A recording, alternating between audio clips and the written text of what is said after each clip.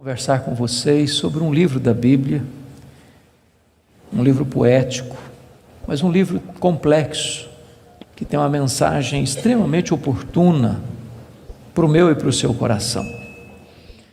E a minha oração é que a história deste livro, que a história desse personagem, nos encoraje, nos abençoe, nos fortaleça. Por isso eu quero convidar você para abrir sua Bíblia comigo no livro de Jó, no capítulo 1, Jó capítulo 1, nós vamos ler dos versos 6 a 12, Jó capítulo 1, 6 a 12.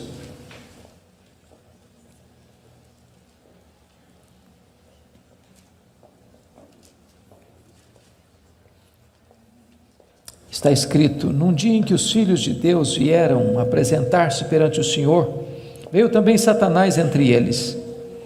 Então perguntou o Senhor a Satanás: de onde vens? Satanás respondeu ao Senhor e disse: de rodear a terra e passear por ela. Perguntou ainda o Senhor a Satanás: observaste o meu servo Jó? Porque ninguém é na terra semelhante a ele, um homem íntegro e reto, temente a Deus e que se desvia do mal. Então respondeu Satanás ao Senhor: porventura Jó debalde ou inutilmente teme a Deus? Acaso não cercaste com sebe a ele, a sua casa, e a tudo quanto tem? A obra de suas mãos abençoaste, os seus bens se multiplicaram na terra. Estende, porém, a tua mão e toca-lhe em tudo quanto tem, e verás se não blasfema contra ti na tua face. Disse o Senhor a Satanás: eis que tudo quanto ele tem está em teu poder, somente contra ele não estendas a tua mão. E Satanás saiu da presença do Senhor. Agora capítulo 2, versos de 1 a 6. Num dia em que os filhos de Deus vieram apresentar-se perante o Senhor, veio também Satanás entre eles apresentar-se perante o Senhor. Então o Senhor disse a Satanás: de onde vens? Respondeu Satanás ao Senhor e disse: de rodear a terra e passear por ela. Perguntou o Senhor a Satanás: observaste o meu servo Jó? Porque ninguém é na terra semelhante a ele, homem íntegro e reto, temente a Deus e que se desvia do mal. Ele conserva a sua integridade, embora me incitasses contra ele para o consumir sem causa. Então Satanás respondeu ao Senhor: pele por pele, tudo que o homem tem dará pela sua vida. Estende, porém, a tua mão e toca-lhe nos ossos e na carne, e verás se não blasfema contra ti na tua face. Disse o Senhor a Satanás: eis que ele está em teu poder, mas poupa-lhe a vida. Irmãos, esse texto registra este episódio da reunião de Deus com seus filhos, e eu quero crer que aqui são os anjos. Eu quero crer que esta reunião aconteceu nas regiões celestes. E a Bíblia não nos dá muitos detalhes, mas nos informa que Satanás apareceu por lá. E é curioso que quem provoca a conversa é Deus, perguntando para Satanás: de onde vens? Satanás responde: de rodear a terra e passear por ela. Satanás é uma espécie de turista inveterado. Ele está por aí, está de olho, está antenado, está procurando uma brecha, está procurando alguém para devorar. E Deus cutuca de novo perguntando assim: observaste o meu servo Jó? E Deus dá o currículo de Jó. Não tem ninguém na terra semelhante a ele. Em outras palavras, é o homem mais piedoso dessa geração. Homem íntegro. Íntegro é aquilo que você é com a porta do quarto trancada sem ninguém observando. Homem reto. Reto é aquilo que você é em público e todo mundo está vendo. Homem temente a Deus, princípio da sabedoria. Homem que se desvia do mal, deliberadamente santo. Satanás poderia ter respondido assim: bom, esse eu não conheço ainda não, ando meio ocupado, tenho outras prioridades, quem sabe um dia eu dou uma olhada nele. Mas não foi a resposta de Satanás. Satanás respondeu assim: mas também puderas, desse jeito aí, qualquer um te adora. Tu tens abençoado a vida deste homem, Tu tens cercado a casa deste homem com uma grande muralha de proteção. Os bens deste homem multiplicam na terra. Tudo que esse cara bota a mão vira dinheiro. Desse jeito aí qualquer um te adora. E Satanás insinua duas coisas aqui. Primeiro, ele insinua que Deus precisa subornar as pessoas com bênçãos para receber delas adoração. Satanás insinua que ninguém adora a Deus por quem Deus é, apenas por aquilo que Deus dá. Satanás insinua que as pessoas só se aproximam de Deus por causa das bênçãos de Deus e não por causa do caráter de Deus. Satanás insinua mais. Ele insinua que Jó não é honesto quando adora a Deus. Ele insinua que Jó descobriu que religião é uma grande sacada, que esse negócio de religião dá lucro, que o vetor que move Jó em direção a Deus é o lucro. Mas se Deus tirar de Jó o que o próprio Deus deu para Jó, esse Jó blasfema, em vez de adorar. A grande pergunta é: o que é que um homem tem? Um homem tem família, um homem tem bens. Satanás diz para Deus: toca no que ele tem, e verás se não blasfema contra ti na tua face. Satanás levanta aqui duas teses. A primeira delas: ninguém ama mais a Deus do que o dinheiro. Segunda tese: ninguém ama mais a Deus do que a família. Sem que Jó soubesse, Deus constitui Jó em seu advogado na terra e coloca nas mãos de Jó a defesa da sua reputação e diz para Satanás: pode tocar no que ele tem, só não podes tocar na sua vida. Em outras palavras, Satanás é um ser limitado e limitado por Deus. Ele só pode ir até onde Deus o permite ir e nem 1 centímetro a mais. Nas palavras de Martinho Lutero, Satanás é um cachorro na coleira de Deus. Ele só pode ir até onde a coleira o permite ir e nem 1 centímetro a mais. O nosso Deus manda no céu, o nosso Deus manda na terra, o nosso Deus manda no inferno. Ele manda nos anjos, ele manda nos homens, ele manda nos demônios. Agora, com a permissão de Deus, obviamente, Satanás sai dali para fazer um verdadeiro terremoto na vida financeira de Jó. Confira comigo, capítulo 1, versículo 3, quão rico era este homem. Na parte final do verso 3, somos informados de que este homem era o maior de todos os do Oriente. Sabe o que significa isso? Ele era o homem mais rico da sua geração. Já fomos informados que ele era o mais piedoso. Agora somos informados que ele é o mais rico. E aqui cai um mito. O mito de que um homem rico não pode ser piedoso. Não é verdade isso. É possível ser rico e o mais rico, e é possível esse rico ser piedoso e o mais piedoso. O problema não é ter dinheiro, o problema é o dinheiro nos ter. O problema não é ter dinheiro no bolso, o problema é entronizar dinheiro no coração. O problema não é o dinheiro, o problema é o amor do dinheiro. Agora notem vocês que no capítulo 1, versículo 15, 16 e 17, Satanás vai usar 3 elementos para levar Jó à falência: os sabeus, o fogo e os caldeus. E não foi numa semana, num mês, num ano, numa década, foi num único dia que o homem mais rico da sua geração entra em colapso financeiro, vai à falência.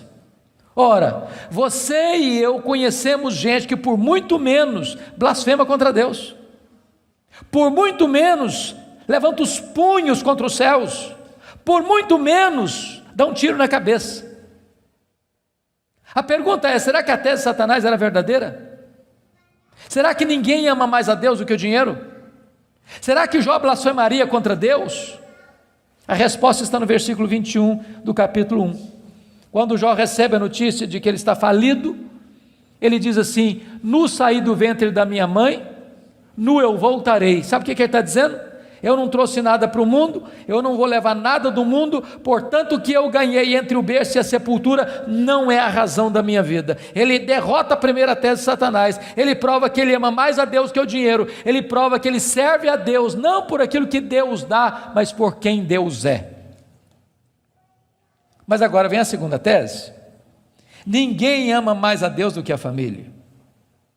Vocês concordam comigo certamente, e quem tem mais de 2 filhos aqui, sabem disso, ou 2 filhos, a partir de 2 filhos, os filhos não são naturalmente unidos, não são. Quando você vê uma família unida, os filhos unidos, pode saber, por trás tem um pai, tem uma mãe que acompanha, que orienta, que aconselha, que intercede, que exorta, que costura essa unidade. Agora, quando tem dinheiro é mais complicado ainda, porque dinheiro não tem liga, dinheiro não tem amálgama. Se você perceber no capítulo 1, versículo 2, Jó tinha 7 filhos e 3 filhas.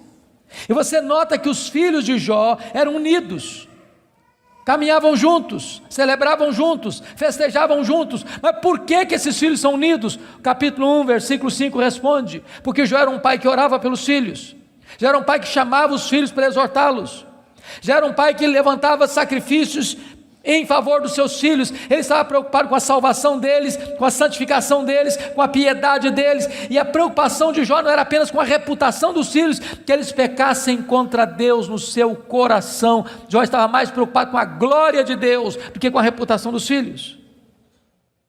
Mas agora, com a permissão de Deus, não foi um dia, uma semana depois, um mês depois, um ano depois, nem uma década depois, foi no mesmo dia da tragédia financeira, que Jó recebe o mais amargo recado: seus 10 filhos morreram num único acidente. Agora pense comigo, o que é um homem, o que é um pai, o que é uma mãe, levar para o cemitério todos os seus filhos num único dia? Como é que ele volta de lá? Como é que ele recomeça a vida? Como é que ele se ergue do luto? Como é que ele escreve dali para frente o seu futuro? Será que Jó blasfemaria contra Deus?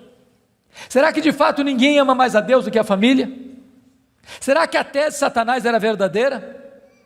A resposta está no capítulo 1, versículo 20.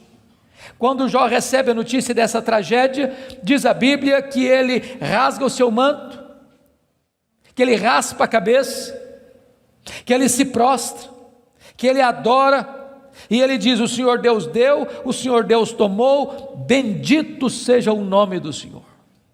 Ele derrota aqui a segunda tese de Satanás. Ele prova que ele ama mais a Deus do que a família. Ele prova que ele serve a Deus não pela bênção de Deus, mas pelo caráter de Deus, não por aquilo que Deus dá, mas por quem Deus é. Mas aí vem o capítulo 2,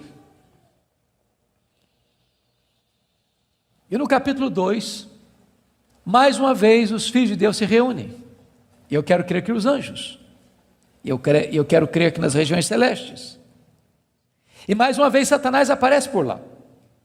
E é curioso que Deus é quem provoca a conversa de novo, perguntando para ele: de onde vens? Satanás responde: de rodear a terra e passear por ela. Sabe o que ele está dizendo? Não mudei minha agenda, estou fazendo o que eu sempre fiz, eu estou por aí, eu estou de olho, estou antenado, estou vivo e ativo no planeta Terra, estou procurando uma brecha, estou procurando alguém para devorar. E Deus cutuca outra vez, perguntando assim: observaste o meu servo Jó? E Deus dá o currículo de Jó sem alterar uma vírgula: não tem ninguém na terra semelhante a ele, homem íntegro, reto, temente a Deus, que se dizia do mal. Me incitasses contra ele sem causa para o destruir, mas ele permanece íntegro. Sabe o que Deus está dizendo? Satanás, suas teses são mentirosas, suas teses são falsas. Jó provou que me ama mais do que o dinheiro, mais do que a família. Jó provou que me ama não por aquilo que eu dou para ele, mas por quem eu sou. Aí Satanás levanta a terceira tese: pele por pele, e tudo que o homem tem dará pela sua vida. Toca-lhe nos ossos, toca-lhe na carne, e verás se não blasfema contra ti na tua face. A terceira tese de Satanás é essa: ninguém ama mais a Deus do que a si mesmo. Sem que Jó soubesse, Deus constitui Jó em seu advogado na terra e coloca nas mãos de Jó a defesa da sua reputação e diz para Satanás: pode tocar nos ossos dele, pode tocar na carne dele, só não podes tirar a vida dele.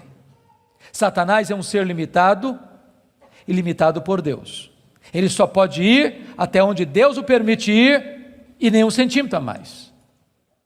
Mas com a permissão de Deus, Satanás sai dali para colocar uma doença maligna em Jó, ferida do alto da cabeça à planta dos pés. E eu imagino essa cena: Jó está falido, Jó está enlutado, e agora o seu corpo começa a ficar chagado, feridas vão arrebentando por todo o seu corpo fica cheio de pus, sua pele vai ficando necrosada, ele vai ficando mal cheiroso, ele é uma chaga viva, ele é um aborto vivo. E diz a Bíblia que outras bolhas vão se formando, e ele precisa pegar um caco, talvez de telha, para raspar sua pele necrosada. Bolhas vão se formando e se formando, e ele tem que morder nessas bolhas para tentar aliviar a sua dor. Ele não consegue comer, ele não consegue dormir, a dor não dá pausa, não dá trégua, e ele vai ficando magro, magérrimo, macérrimo, encarquilhado, de couro furado pelas costelas em ponta, no auge da sua dor, do seu desespero.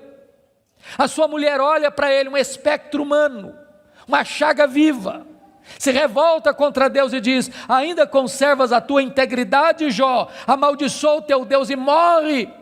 Deus não é digno de ser adorado no sofrimento, acaba com isso, tenha hombridade e coragem de dar cabo da sua vida. E Jó responde para ela no capítulo 2, verso 10: tu falas como uma louca, nós temos recebido o bem de Deus, não receberíamos também o mal? Em tudo isso, diz o texto, Jó não pecou contra Deus com os seus lábios. Ele derrota aqui a terceira tese de Satanás. Ele provou que amava mais a Deus do que a si mesmo. Ele provou que ele servia a Deus não por aquilo que Deus dá, mas por quem Deus é. Mas confira comigo capítulo 2, versículo 11. Aí vieram os amigos. Elifaz, Bildade e Zofar combinaram ir juntamente condoer-se de Jó, para consolá-lo. Diz o verso 12 que eles levantaram de longe os olhos, não reconheceram Jó. Eles ergueram a voz e choraram, cada um rasgou o seu manto, lançou pó sobre a cabeça. Sentaram-se com Jó na terra 7 dias e 7 noites. Nenhum lhe dizia palavra alguma, pois viam que a dor de Jó era muito grande. E eu quero fazer uma pergunta para você: esses homens eram amigos de Jó? Esses homens eram amigos de Jó? É claro que eram. É claro que eram. Qual foi o problema desses homens? O problema desses homens é que num dado momento eles começaram, entre aspas, a fazer teologia. Eles começaram a lucubrar. Eles começaram a desenvolver uma espécie de lógica simples. E a lógica deles era essa: toda causa tem um efeito e todo efeito tem uma causa. Eles pensaram, para Jó estar sofrendo, ele deve ter feito coisa errada. Mas para ele estar sofrendo muito, ele deve ter feito muita coisa errada. Mas eles não só pensaram, eles falaram. Mas eles não só falaram, eles falaram para Jó. E eles assacaram contra Jó os mais pesados libelos acusatórios. Chamaram Jó de adúltero, chamaram Jó de ladrão, chamaram Jó de louco. Falaram para Jó que Deus havia matado os filhos dele por causa da loucura dele. Falaram para Jó que ele tinha ficado rico porque tinha roubado os órfãos e as viúvas. E eles foram massacrando Jó. E eles foram cravejando Jó com as suas setas mais venenosas. E eles foram esmagando Jó com as suas críticas mais desumanas e cruéis. Eles foram passando Jó debaixo do rolo compressor da impiedade. O que é que Jó fez? O que você e eu faríamos? Ele começa a perguntar assim para Deus: por que, meu Deus? Mas por que eu estou sofrendo? Mas por que a minha dor não cessa? Mas por que os meus filhos morreram? Mas por que eu não morri no ventre da minha mãe? Mas por que eu não morri ao nascer? Mas por que os seios da minha mãe não estavam murchos de leite para eu morrer de fome? Mas por que o Senhor não me mata de uma vez? Ele levantou os céus 16 vezes esta mesma pergunta: por quê? Por quê? Por quê? Por quê? Ele levantou aos céus 34 queixas contra Deus.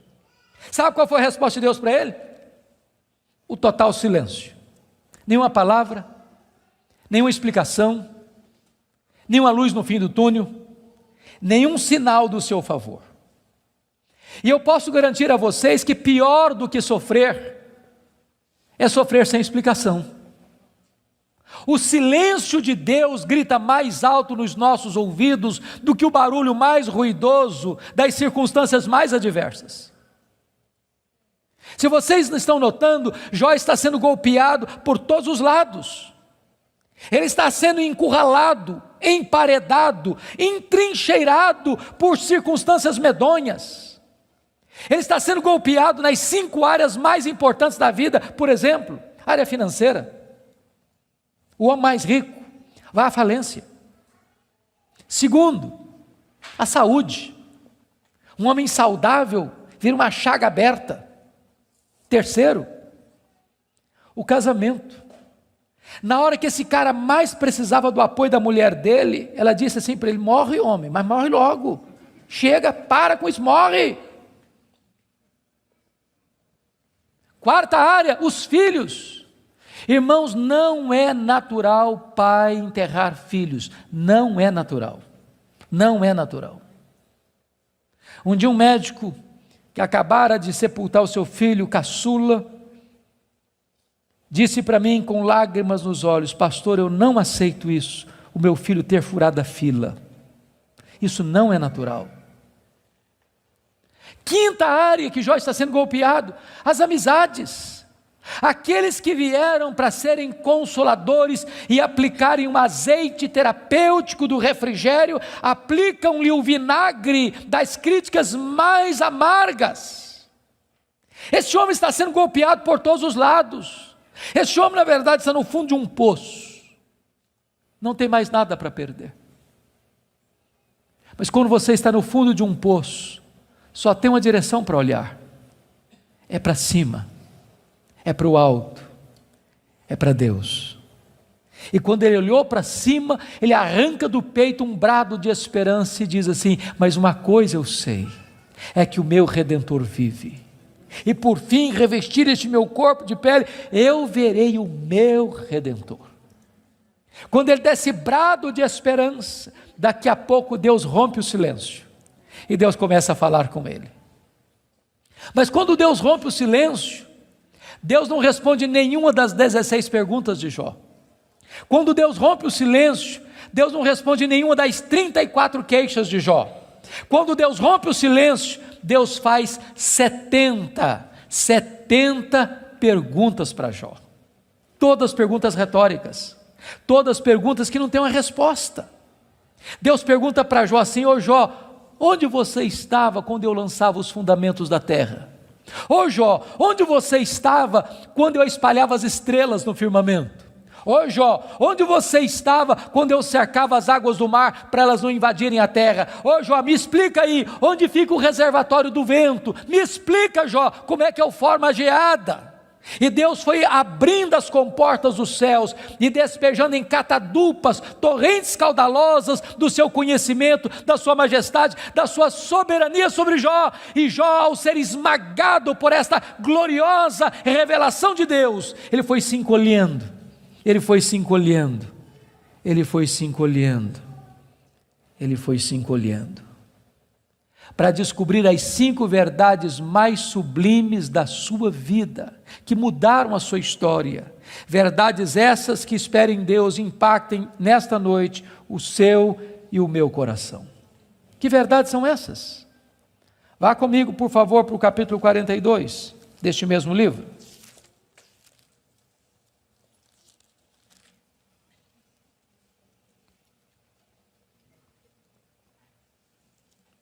A primeira verdade que mudou a história de Jó, irmãos, está aqui no capítulo 42, versículo 1 e versículo 2. Então respondeu Jó ao Senhor: bem sei que tudo podes. Primeira coisa que ele descobre é a onipotência de Deus. Deixa eu dizer uma coisa para você maravilhosa. Você e eu temos impossibilidades intransponíveis. Intransponíveis. Eu gosto muito de ler. Procuro visitar uma livraria pelo menos uma vez por semana, para ver o que está saindo. Você sabe que no Brasil e no mundo, os 2 tipos de livros que mais são publicados, primeiro são livros de autoajuda. Depois, livros que ensinam você a ficar rico rápido. São os livros que mais são publicados. Toda semana tem livro novo nessa área. E esses livros dizem assim para você: você tem a força, você é capaz, você tem o poder, você é um gigante, há poder nas suas palavras, basta você fazer cócega no seu interior e levantar-se-á daí um gigante. Sabe o que a Bíblia diz? Exatamente o contrário disso. A Bíblia diz que você e eu somos fracos, mas muito fracos. Por exemplo, nós temos fraquezas físicas. Ô, gente, gostando ou não, querendo ou não, o tempo vai esculpindo algumas rugas no nosso rosto, indisfarçáveis. De vez em quando um cosmético ajuda. Daqui a pouco uma cirurgia plástica dá uma boa melhorada. Mas chega uma hora que nem Pitangui e a sua equipe dão mais jeito. As pernas ficam bambas, os joelhos trôpegos, as mãos descaídas, os olhos embaçados, e diz os entendidos que cada fio de cabelo branco que brota na sua cabeça é a morte chamando você para um duelo. E eu acho até um exército acampado ao meu redor. Nós temos fraquezas físicas. Nós temos fraquezas emocionais, irmãos. Quantas vezes você e eu, nas noites mais tenebrosas da nossa alma, já gememos, já choramos, desesperados, dizendo: meu Deus, eu não aguento mais, eu não aguento mais. Temos fraquezas emocionais. Nós temos fraquezas morais. Quantas vezes você já orou a Deus com sinceridade de coração, dizendo: Deus, eu não quero mais cometer esse erro, Deus, eu não quero mais transgredir e cair nesse mesmo pecado, Deus, eu não quero mais reincidir nesse erro, e daqui a pouco você se flagra cometendo o mesmo erro, o mesmo pecado. Não é porque faltou para você sinceridade, não, faltou para você poder. Temos fraquezas morais. Nós temos fraquezas espirituais. Nós somos um ser ambíguo, nós somos um ser contraditório, nós somos um ser paradoxal. Há uma esquizofrenia enfiada dentro de nós. O bem que nós queremos fazer, nós não o fazemos. O mal que não queremos, esse praticamos. Somos fracos. Mas é tão bom você saber que o seu Deus tudo pode. Não há impossíveis para Ele, não há doença incurável para Ele, não há vida irrecuperável para Ele, não há casamento sem solução para Ele, não há causa perdida para Ele. Ele pode tudo quanto Ele quer, Ele é o todo-poderoso Deus. A grande pergunta, portanto, é esta: quem é o seu Deus? Quão grande é o seu Deus? Quão majestoso é o seu Deus? A W. Tozer, um dos mais importantes escritores do século passado, ele diz que o maior problema da igreja é que ela passa a maior parte do tempo tomando o seu próprio pulso e olhando para o seu próprio umbigo. Quando na verdade o nosso principal propósito deveria ser de conhecer a Deus. Porque Daniel 11:32 diz que aquele que conhece a Deus é um povo forte e ativo. Quem é o seu Deus? Quão grande é o seu Deus? Quão majestoso é o seu Deus? Quando o profeta Isaías estava escrevendo o seu livro, e agora nós sabemos no capítulo 40, ele diz que o meu Deus, diz Isaías, é aquele que mede as águas na concha da sua mão. Pense comigo no Pacífico, no Atlântico, no Índico, no Mediterrâneo, nos rios, nos mares. Deus mede as águas na concha da sua mão. Vá ao Atlântico, tente esvaziá-lo com um baldinho, veja quanto tempo você vai levar. Diz: o meu Deus é aquele que pesa o pó das montanhas em balança de precisão, como se estivesse pesando partículas de ouro. Ele diz: o meu Deus, ele mede os céus a palmos. Ele diz: o meu Deus espalha as estrelas no firmamento, e por ser forte em força e grande em poder, quando as chama, nenhuma delas vem a faltar. Agora pergunte para um astrônomo, qual é o tamanho desse universo que Deus mediu a palmos? Sabe qual é a resposta dele? Eu não sei. Mas você sabe. Você sabe.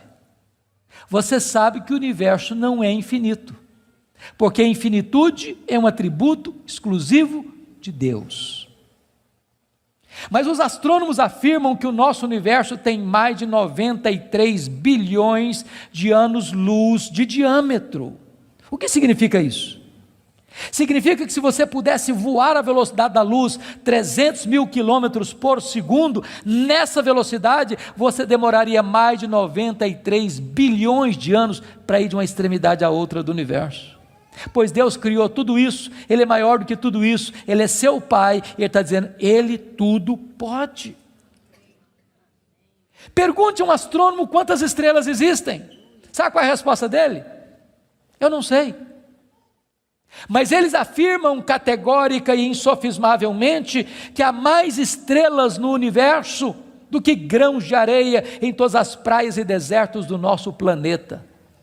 Vá um dia à praia, encha a concha da sua mão de areia, leve para casa, bote numa tábua de vidro e conte quantos grãos de areia você consegue colocar na concha da sua mão. Há mais grãos de areia, há mais estrelas no firmamento que todos os grãos de areia de todas as praias e desertos do nosso planeta. Deus não apenas criou todas elas, Deus conhece cada uma delas pelo nome, e por ser forte em força e grande em poder, quando as chama, nenhuma delas vem a faltar. Este é o seu Deus, Ele tudo pode. Mas não é apenas o macro universo que nos impressiona, não, o micro também.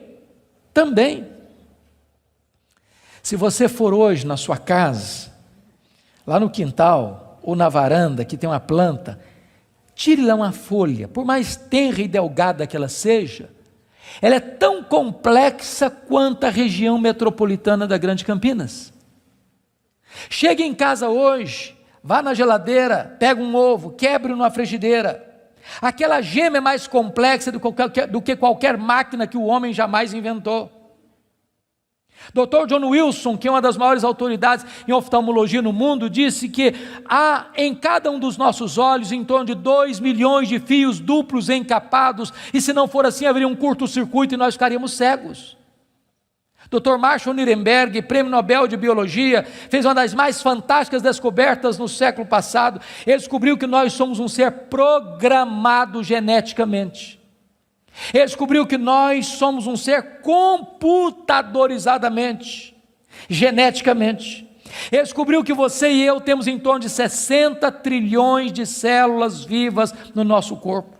Ele descobriu que em cada uma dessas células nós temos 1,70 m de fita DNA, onde estão gravados e computadorizados todos os nossos dados genéticos, a cor dos nossos olhos, a cor da nossa pele, o nosso temperamento.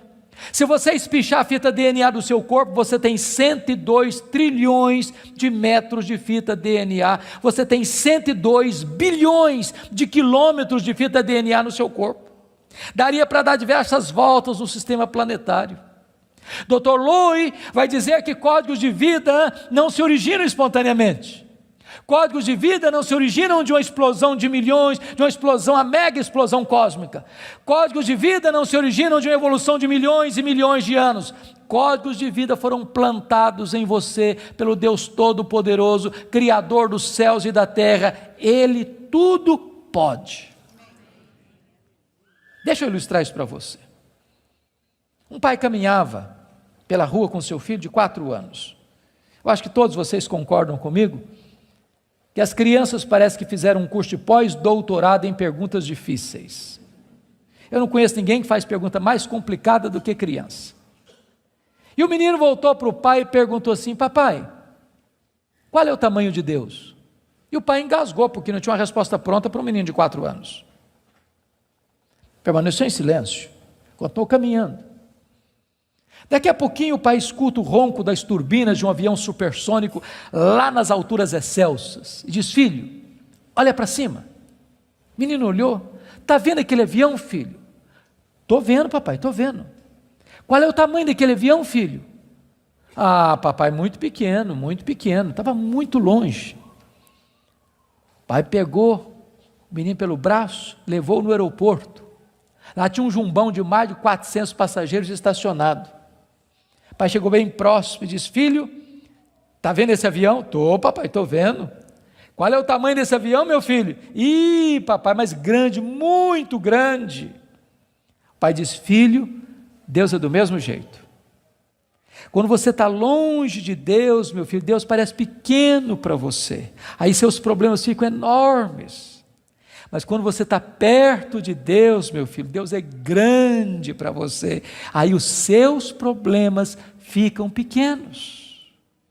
Agora eu sei que tudo podes. A segunda verdade que mudou a vida de Jó está aí no versículo 2. E nenhum dos teus planos pode ser frustrado. Irmãos, não tem acaso, não tem sorte, não tem azar, não tem determinismo, não tem feitiço, não tem esse negócio de olho gordo. Você não precisa ter medo de sexta-feira 13. Você sabe que a mão de Deus dirige o seu destino. Nem um fio de cabelo da sua cabeça pode ser tocado sem que Deus saiba, sem que Deus permita, sem que Deus tenha um propósito. Quando você entende que Deus governa o universo, que Deus governa até uma folha que cai no outono, que nenhum pássaro, nenhum pardal pode cair ao chão sem que Deus saiba e permita, você vai entender que você não é uma lasca de lenha jogada no mar da vida, empurrado de um lado para o outro ao sabor das circunstâncias. A sua vida está nas mãos daquele que está assentado na sala de comando do universo. Ele está no controle. Não há acaso, não há azar, ele dirige o seu destino. Você pode dizer como Paulo: sabemos que todas as coisas cooperam para o bem daqueles que amam a Deus, daqueles que são chamados segundo o seu propósito. A terceira verdade que mudou a vida de Jó está aí no versículo 3, confira comigo. Ele diz assim: na verdade eu falei do que eu não entendia, coisas maravilhosas demais para mim. Ele reconhece a limitação do seu conhecimento. Mas para você entender isso aqui, eu lhe daria um conselho, se é que posso. Tira um sábado, tira um feriado, dá uma lida em Jó numa sentada só. Você vai descobrir coisa maravilhosa.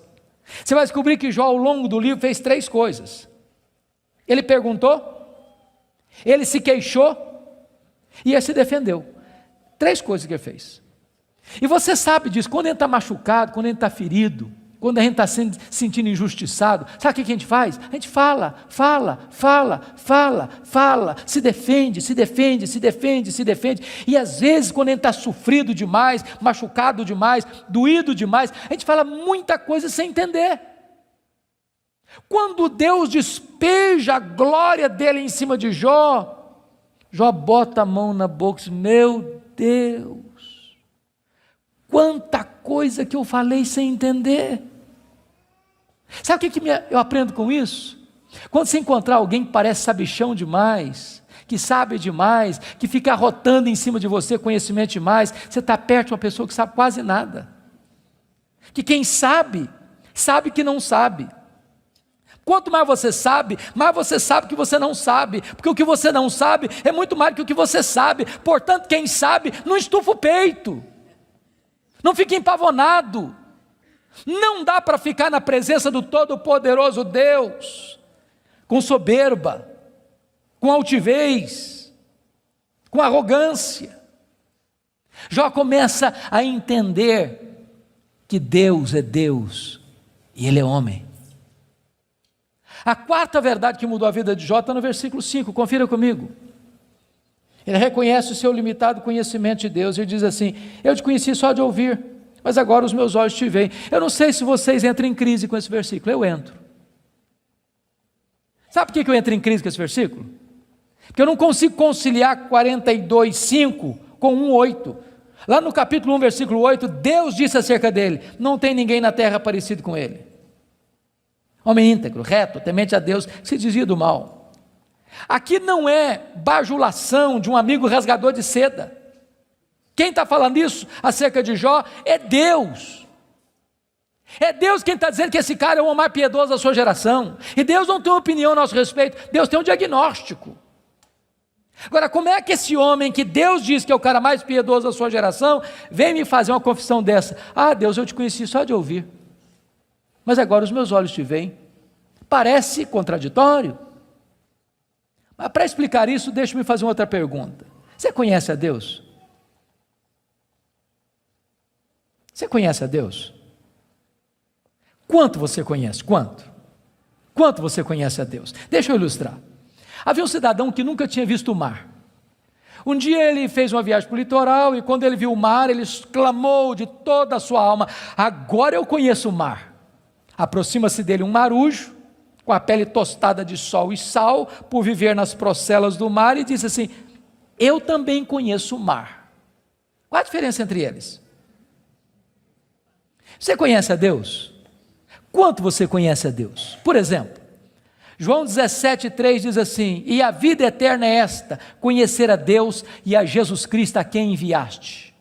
Sabe o que é a essência da vida eterna? É conhecer a Deus. Sabe o que você vai fazer no céu depois que você tiver 1000 anos lá na glória? Você vai estar conhecendo a Deus. Sabe o que você vai estar fazendo no céu depois que você tiver 1 milhão de anos lá na glória? Você vai estar conhecendo a Deus. Sabe o que você vai estar fazendo no céu depois que você tiver 1 bilhão de anos lá na glória? Você vai estar conhecendo a Deus. Nem toda a eternidade será suficiente para você esgotar o conhecimento de Deus, porque Deus é inesgotável em seu ser. Às vezes a gente pensa que o céu vai ser monótono. Há poucos dias um adolescente se aproximou de mim e disse assim: pastor, eu não quero ir para o céu não. Eu falei: você está ficando maluca, menina? Não quero ir não. Eu falei: mas então me explica esse negócio aí, ué. Ela me diz: ah, pastor, a ideia de céu que eu tenho é que eu vou estar sentado numa nuvem branca, com a harpa na mão, cantando. Ah, não aguento essa vida inteira não. Ah, não, eu quero coisa diferente para a minha vida. Deixa eu dizer para você, o céu é dinâmico. Nós vamos conhecer a Deus, nós vamos amar a Deus, nós vamos fruir a Deus, nós vamos glorificar a Deus. E se você não gosta de trabalhar, você está encrencado, porque nós vamos servir a Deus. Agora pense comigo nessa tese. Parece-me que foi Albert Einstein quem disse isso. Neste corpo nosso que fica cansado, velho, enrugado e caquético, a gente faz coisas tão lindas. E dizer que nós não usamos nem 10% do nosso potencial. Agora pense comigo um corpo 100% turbinado pela glória de Deus, imortal, incorruptível, poderoso, glorioso, espiritual, celestial, semelhante ao corpo da glória do Senhor Jesus. O que não vão poder fazer? Já pensou nisso? Por exemplo, quando Jesus ressuscitou com o corpo de glória, ele entrava numa casa com a porta fechada sem precisar abrir a porta. Quando Jesus ressuscitou com o seu corpo de glória, ele saía de Jerusalém, aparecia lá na Galileia, mais de 100 quilômetros, sem precisar percorrer o trecho. Quando Jesus ressuscitou com o corpo de glória, ele foi assunto aos céus, levado entre nuvens. Eu pergunto para você agora, com que velocidade Jesus voltou para o céu? Velocidade da luz? 300 mil quilômetros por segundo. Porque se Jesus voltou na velocidade da luz, 300 mil quilômetros por segundo, depois de 2000 anos, ele está logo ali na esquina ainda. Eu pergunto para você, com que velocidade um anjo vem do céu à terra? Com que velocidade? A Bíblia diz que lá no Getsêmani, Jesus disse para Pedro assim, bota essa espada na bainha aí, se eu precisasse de ajuda, eu rogaria ao Pai, ele me mandaria mais de 12 legiões de anjos. Quantos são 12 legiões de anjos? 72 mil anjos. Com que velocidade eles viriam? No estalar de dedos. O que significa isso? Significa que os anjos não estão sujeitos às mesmas leis que nos governam, de tempo, de espaço, de tamanho. A Bíblia diz que nós vamos ser como os anjos, não no sentido de que não teremos um corpo, mas vamos viver na mesma dimensão. Nós vamos habitar e reinar com Cristo nos novos céus e na nova terra. Vamos servir a Ele, vamos trabalhar para Ele, vamos glorificar a Ele, vamos conhecê-lo, e jamais chegará um dia na eternidade que a gente possa dizer assim, agora eu conheço tudo a respeito de Deus, não tem mais nada para conhecer, porque esse dia jamais chegará, porque Deus é inesgotável em seu ser. Agora eu entendo Jó, sabe o que o Jó está dizendo? Deus, eu só estou arranhando a superfície, só arranhando a superfície, tem mais, tem muito mais, tem infinitamente mais. Agora eu entendo o profeta, conheçamos e prossigamos em conhecer o Senhor. Mas a última verdade que mudou a vida de Jó está no versículo 6, confira comigo. Ele diz assim, por isso eu me abomino e eu me arrependo no pó e na cinza. Ele reconheceu a enormidade do seu pecado. E aqui eu entro em crise de novo. Porque essa confissão aqui cabe bem na boca de um ladrão, de um assassino, de um adúltero, de um corrupto. Mas não cabe na boca do camarada que o próprio Deus diz que ele é o mais piedoso da sua geração. Eu me abomino. E eu me arrependo no pó e na cinza. Como é que você vai entender isso? A grande questão aqui é a seguinte, irmãos, as pessoas que mais sofrem e lamentam os seus pecados, não são as pessoas que mais pecam. As pessoas que mais choram, lamentam e confessam os seus pecados, são as pessoas que mais perto de Deus andam. Quem anda longe de Deus, nem consciência de pecado tem. Eu estava pregando, final do ano passado, no Hospital Cruz Azul, em São Paulo. E a Eleni Vassão, que é capelã, me disse, nós lidamos com uma situação muito triste, agora recente. Eu perguntei, o que foi, Eleni? O que aconteceu? Ela me disse que chega no hospital uma moça, com seus pais, com hemorragia muito severa. E quando o médico foi examinar aquela moça, o médico disse, essa menina acabou de ter um bebê. Essa moça acabou de ter um bebê. E a moça protestou, falou, não, o senhor está enganado, eu não estava grávida não. Os pais disseram, não, essa moça não estava grávida. E o médico radicalizou, pois essa moça acabou de ter um bebê. E a família inteira negou. E o médico radicalizou de novo, tragam-me o bebê, senão eu denuncio o fato à polícia. Daqui meia hora, chegou um bebê, morto, numa caixa de isopor. Helene disse, pastor, nenhum sintoma de culpa, nem nos pais, nem na moça, nenhum sofrimento. Nenhum sofrimento.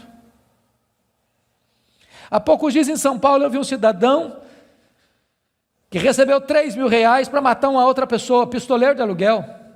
Eu nunca tinha visto aquele homem nunca tinha falado mal dele, nunca tinha feito mal para ele recebeu R$3.000, botou no bolso, foi lá, deu 5 tiros na pessoa, matou a pessoa, foi para casa, tomou um banho, jantou e dormiu.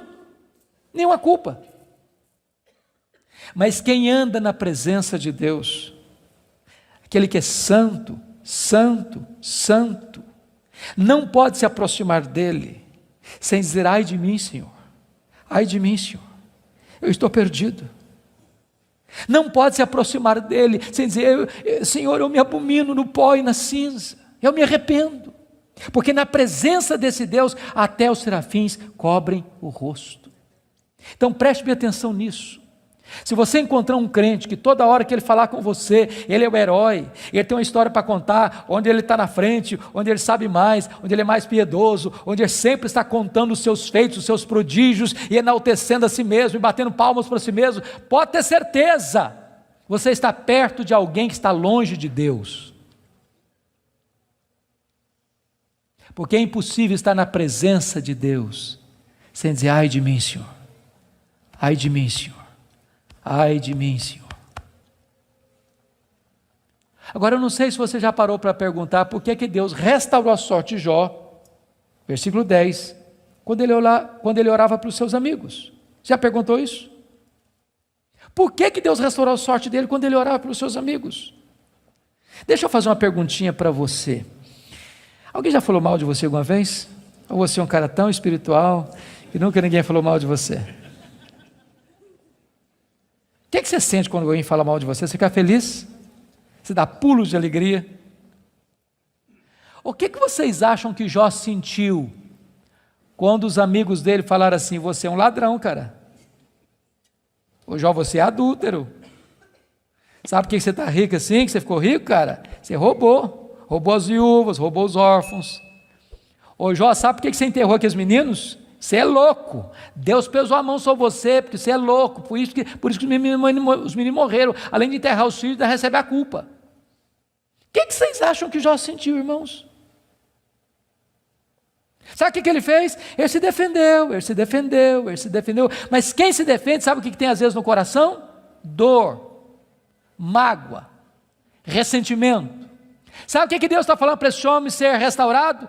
Deus está dizendo: meu filho, saia desta arena da autodefesa e entre na brecha da intercessão.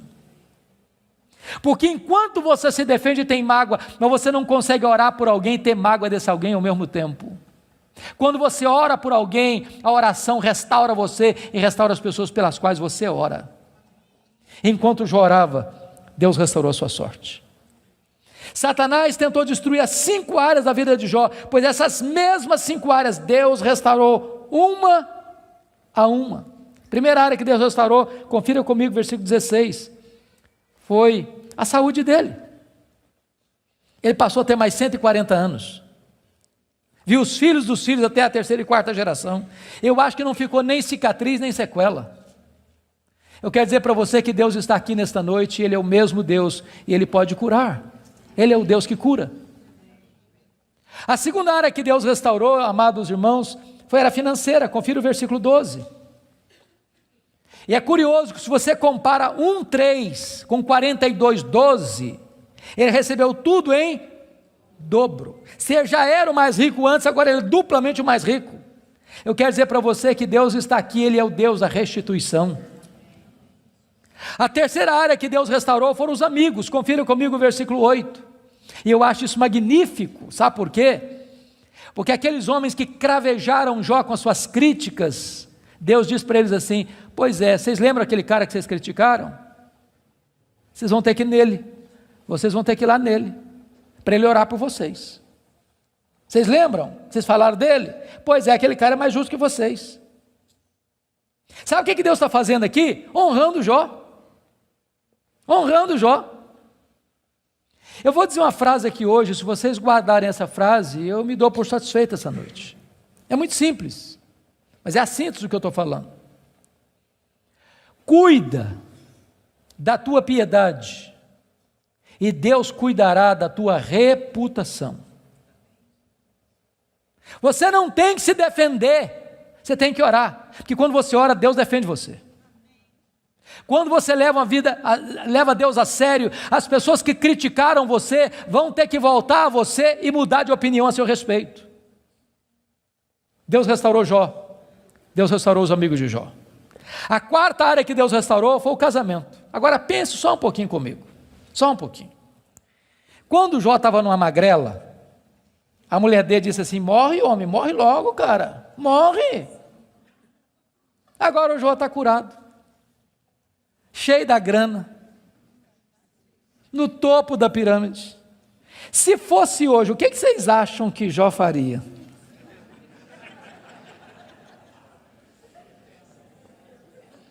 Eu acho que ele ia dizer assim: você queria que eu morresse, né?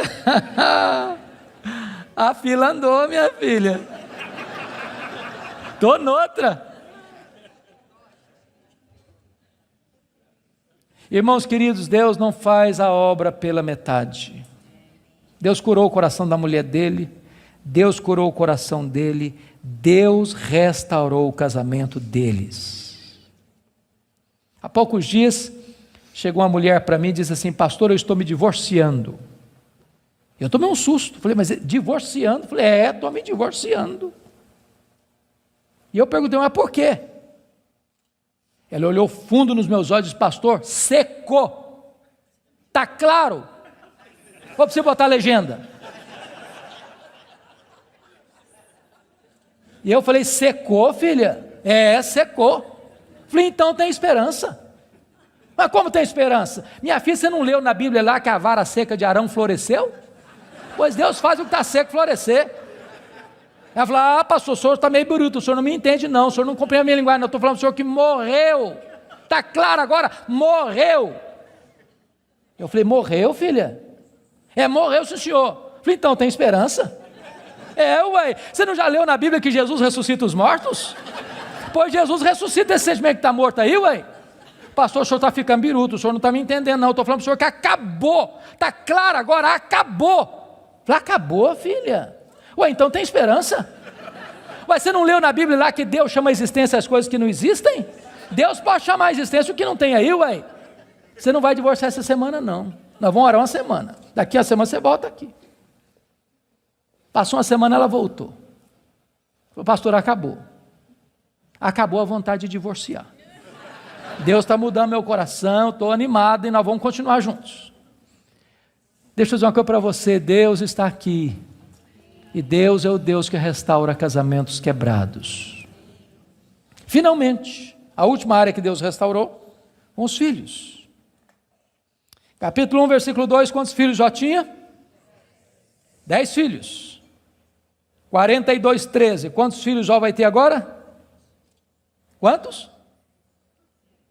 Quantos? 10. Aí vocês dizem: bom, então não foi tudo em dobro. Porque se ele tinha 10 e Deus deu tudo em dobro, quanto é que devia ter agora? 20. Então não foi tudo em dobro. Como é que a gente entende isso? Deixa eu dizer uma coisa para você, querido. Quando uma ovelha morre, você perde uma ovelha. Mas quando um filho morre, você não perde um filho. Como aquele pai que voltava do cemitério, e o amigo disse: meus sentimentos, eu soube que o senhor perdeu o seu filho. Eu disse: não, eu não perdi meu filho. Você perde alguém quando você não sabe onde ele está. Eu sei onde está meu filho, eu sei com quem está meu filho está no céu, meu filho está com Jesus, eu não perdi o meu filho. Jó agora tem 10 filhos na terra, Jó agora tem 10 filhos no céu. Deus restaurou completamente.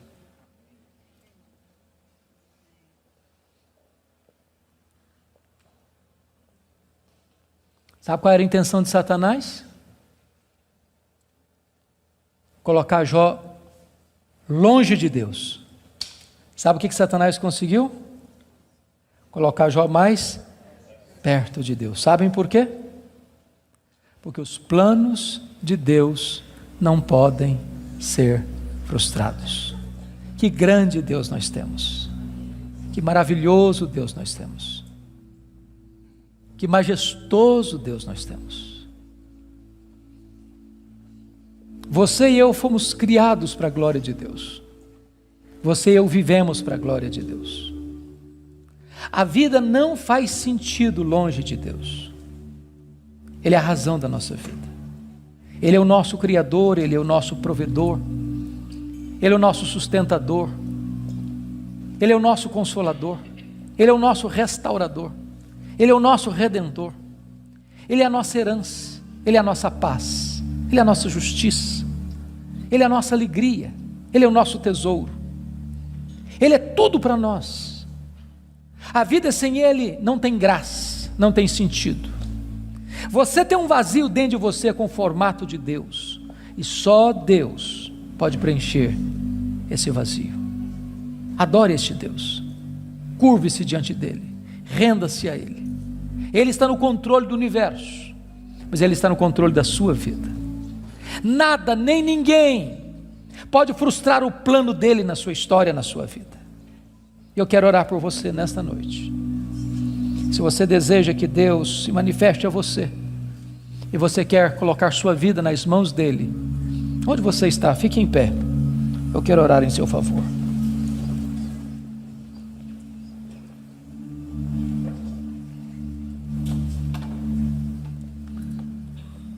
Ó Deus, nós te adoramos nesta noite, porque só Tu és Deus, o Todo-Poderoso Deus, o Deus que não é forjado por mãos humanas, o Deus que não foi criado pela imaginação dos homens, o Deus que é, o Deus eterno, o Deus criador, sustentador da vida, o Deus da nossa salvação. Tu estás aqui neste lugar, ó Deus, e nós te rogamos que Tu sondes os nossos corações, Tu olhes para nós, que Tu nos visites, que Tu nos restaures. E se porventura entrou alguém aqui, Deus, sem Te conhecer como Deus pessoal, que esta seja a noite da reconciliação contigo, a noite da salvação, a noite da restauração. Se alguém entrou aqui, Deus, passando crises na vida financeira, na saúde, no casamento, na relação com os filhos, na relação com os amigos, que essa seja uma noite de cura e de restauração. Se alguém entrou aqui, Deus, cheio de perguntas e de queixas, sem respostas, que nesta noite Tu te reveles a este coração, dando respostas aos céus, que aliviem a alma, que aquietem o coração. Conceda a Tua graça sobre o Teu povo, derrama sobre nós a luz do Teu rosto. Queremos viver para Te conhecer, para Te honrar, para Te exaltar, para nos deleitarmos em Ti, porque Tu és a fonte de todo o nosso prazer. Glória ao Teu nome, pela Tua palavra, glória ao Teu nome, pela Tua igreja, glória ao Teu nome, pelas famílias aqui presentes, glória ao Teu nome, por esse tempo precioso de culto. Nós Te adoramos, na pessoa do Teu Filho, nosso Redentor. Aleluia. Amém.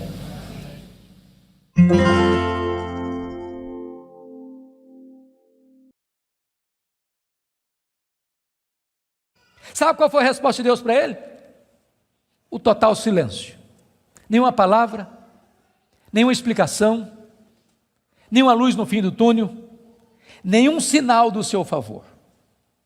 E eu posso garantir a vocês que pior do que sofrer é sofrer sem explicação. O silêncio de Deus grita mais alto nos nossos ouvidos do que o barulho mais ruidoso das circunstâncias mais adversas. Se vocês não estão notando, Jó está sendo golpeado por todos os lados. Ele está sendo encurralado, emparedado, entrincheirado por circunstâncias medonhas. Ele está sendo golpeado nas 5 áreas mais importantes da vida. Por exemplo, área financeira. O homem mais rico vai à falência. Segundo, a saúde. Um homem saudável vira uma chaga aberta. Terceiro, o casamento. Na hora que esse cara mais precisava do apoio da mulher dele, ela disse assim para ele: morre, homem, mas morre logo. Chega, para com isso, morre. Quarta área, os filhos. Irmãos, não é natural pai enterrar filhos. Não é natural. Não é natural. Um dia um médico que acabara de sepultar o seu filho caçula, disse para mim com lágrimas nos olhos: pastor, eu não aceito isso, o meu filho ter furado a fila. Isso não é natural. Quinta área que Jó está sendo golpeado: as amizades.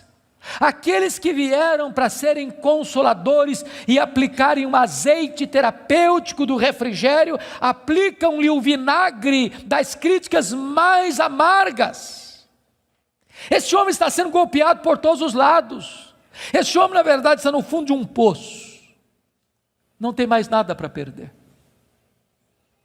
Mas quando você está no fundo de um poço, só tem uma direção para olhar: é para cima, é para o alto, é para Deus. E quando ele olhou para cima, ele arranca do peito um brado de esperança e diz assim: mas uma coisa eu sei, é que o meu Redentor vive, e por fim revestir este meu corpo de pele, eu verei o meu Redentor. Quando ele dá esse brado de esperança, daqui a pouco Deus rompe o silêncio, e Deus começa a falar com ele. Mas quando Deus rompe o silêncio, Deus não responde nenhuma das 16 perguntas de Jó. Quando Deus rompe o silêncio, Deus não responde nenhuma das 34 queixas de Jó. Quando Deus rompe o silêncio, Deus faz 70 perguntas para Jó. Todas perguntas retóricas, todas perguntas que não têm uma resposta. Deus pergunta para Jó assim: ô Jó, onde você estava quando eu lançava os fundamentos da terra? Ô Jó, onde você estava quando eu espalhava as estrelas no firmamento?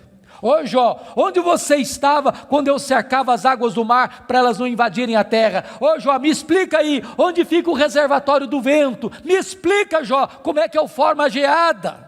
E Deus foi abrindo as comportas dos céus e despejando em catadupas torrentes caudalosas do seu conhecimento, da sua majestade, da sua soberania sobre Jó. E Jó, ao ser esmagado por esta gloriosa revelação de Deus, ele foi se encolhendo, ele foi se encolhendo, ele foi se encolhendo, ele foi se encolhendo, para descobrir as 5 verdades mais sublimes da sua vida, que mudaram a sua história.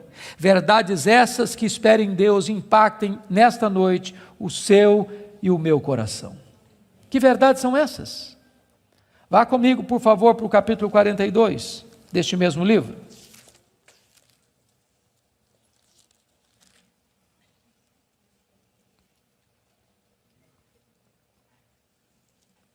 A primeira verdade que mudou a história de Jó, irmãos, está aqui no capítulo 42, versículo 1 e versículo 2. Então respondeu Jó ao Senhor: bem sei que tudo podes. Primeira coisa que ele descobre é a onipotência de Deus. Deixa eu dizer uma coisa para você maravilhosa. Você e eu temos impossibilidades intransponíveis. Intransponíveis. Eu gosto muito de ler. Procuro visitar uma livraria pelo menos uma vez por semana, para ver o que está saindo. Você sabe que no Brasil e no mundo, os 2 tipos de livros que mais são publicados, primeiro são livros de autoajuda.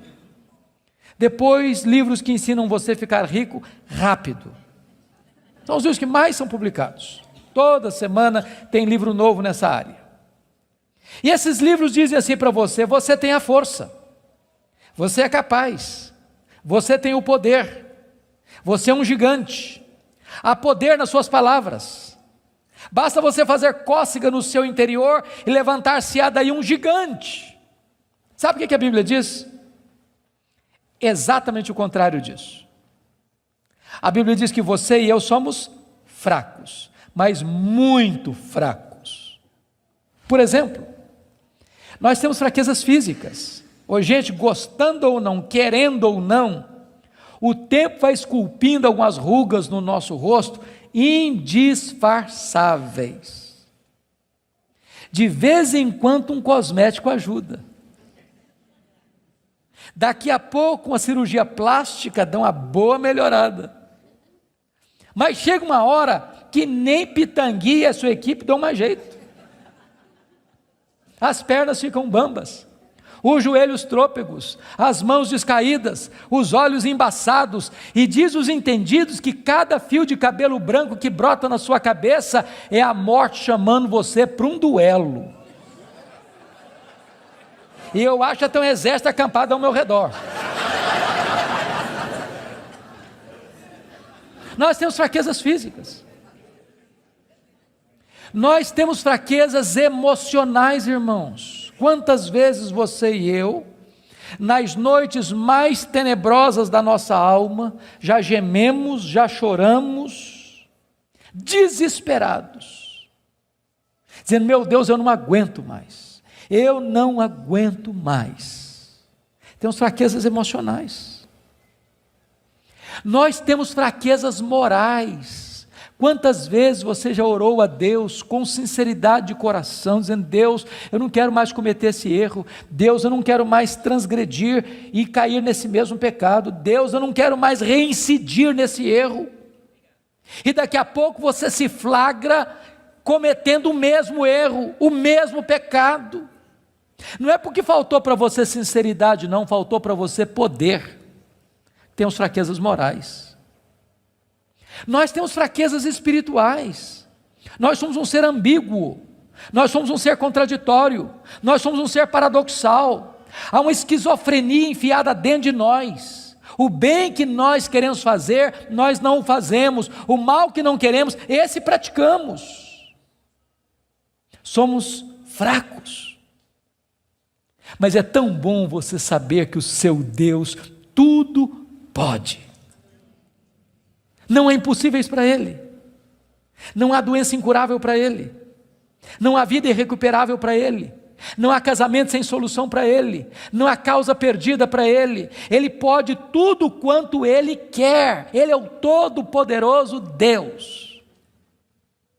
A grande pergunta, portanto, é esta: quem é o seu Deus? Quão grande é o seu Deus? Quão majestoso é o seu Deus? A W. Tozer, um dos mais importantes escritores do século passado, ele diz que o maior problema da igreja é que ela passa a maior parte do tempo tomando o seu próprio pulso e olhando para o seu próprio umbigo, quando na verdade o nosso principal propósito deveria ser de conhecer a Deus, porque Daniel 11:32 diz que aquele que conhece a Deus é um povo forte e ativo. Quem é o seu Deus? Quão grande é o seu Deus? Quão majestoso é o seu Deus? Quando o profeta Isaías estava escrevendo o seu livro, e agora nós sabemos no capítulo 40, ele diz que o meu Deus, diz Isaías, é aquele que mede as águas na concha da sua mão. Pense comigo no Pacífico, no Atlântico, no Índico, no Mediterrâneo, nos rios, nos mares. Deus mede as águas na concha da sua mão. Vá ao Atlântico, tente esvaziá-lo com um baldinho, veja quanto tempo você vai levar. Diz: o meu Deus é aquele que pesa o pó das montanhas em balança de precisão, como se estivesse pesando partículas de ouro. Ele diz: o meu Deus, Ele mede os céus a palmos. Ele diz: o meu Deus espalha as estrelas no firmamento, e por ser forte em força e grande em poder, quando as chama, nenhuma delas vem a faltar. Agora pergunte para um astrônomo: qual é o tamanho desse universo que Deus mediu a palmos? Sabe qual é a resposta dele? Eu não sei. Agora eu conheço o mar. Aproxima-se dele um marujo, com a pele tostada de sol e sal, por viver nas procelas do mar, e diz assim: eu também conheço o mar. Qual a diferença entre eles? Você conhece a Deus? Quanto você conhece a Deus? Por exemplo, João 17,3 diz assim: e a vida eterna é esta, conhecer a Deus e a Jesus Cristo a quem enviaste. Sabe o que é a essência da vida eterna? É conhecer a Deus. Sabe o que você vai fazer no céu depois que você tiver 1000 anos lá na glória? Você vai estar conhecendo a Deus. Sabe o que você vai estar fazendo no céu depois que você tiver 1 milhão de anos lá na glória? Você vai estar conhecendo a Deus. Sabe o que você vai estar fazendo no céu depois que você tiver 1 bilhão de anos lá na glória? Você vai estar conhecendo a Deus. Nem toda eternidade será suficiente para você esgotar o conhecimento de Deus, porque Deus é inesgotável em seu ser. Às vezes a gente pensa que o céu vai ser monótono. Há poucos dias um adolescente se aproximou de mim e disse assim: pastor, eu não quero ir para o céu não. Eu falei: você está ficando maluca, menina? Não, não quero ir não. Eu falei: mas então me explica esse negócio aí, ué. Ela me diz: ah, pastor, a ideia de céu que eu tenho é que eu vou estar sentado numa nuvem branca, com a harpa na mão, cantando. Ah, não aguento essa vida inteira não. Ah, não, eu quero coisa diferente para a minha vida. Deixa eu dizer para você, o céu é dinâmico. Nós vamos conhecer a Deus, nós vamos amar a Deus, nós vamos fruir a Deus, nós vamos glorificar a Deus. E se você não gosta de trabalhar, você está encrencado, porque nós vamos servir a Deus.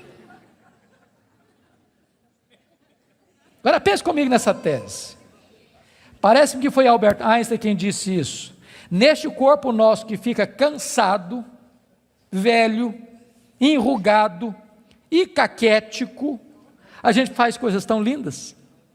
E dizer que nós não usamos nem 10% do nosso potencial.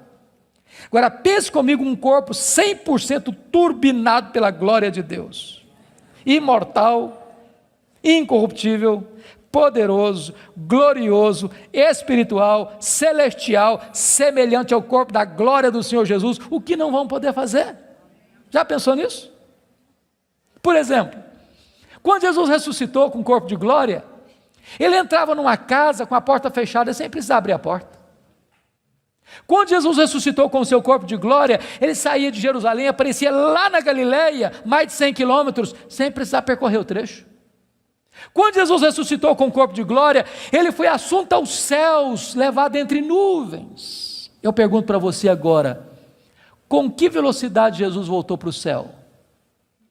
Velocidade da luz? 300 mil quilômetros por segundo. Porque se Jesus voltou na velocidade da luz, 300 mil quilômetros por segundo, depois de 2000 anos, ele está logo ali na esquina ainda. Eu pergunto para você, com que velocidade um anjo vem do céu à terra? Com que velocidade? A Bíblia diz que lá no Getsemane, Jesus disse para Pedro assim: bota essa espada na bainha aí, se eu precisasse de ajuda, eu rogaria ao Pai, ele me mandaria mais de 12 legiões de anjos. Quantos são 12 legiões de anjos? 72 mil anjos. Com que velocidade eles viriam? No estalar de dedos. O que significa isso? Significa que os anjos não estão sujeitos às mesmas leis que nos governam, de tempo, de espaço, de tamanho.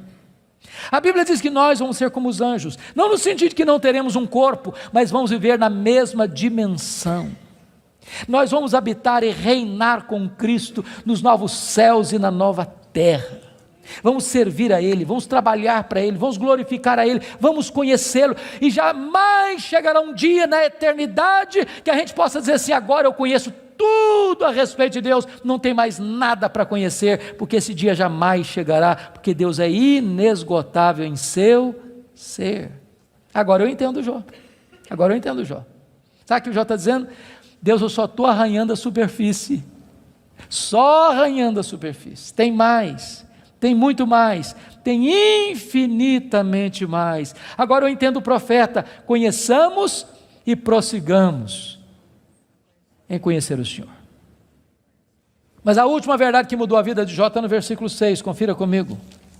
Ele diz assim: por isso eu me abomino e eu me arrependo no pó e na cinza. Ele reconheceu a enormidade do seu pecado. E aqui eu entro em crise de novo.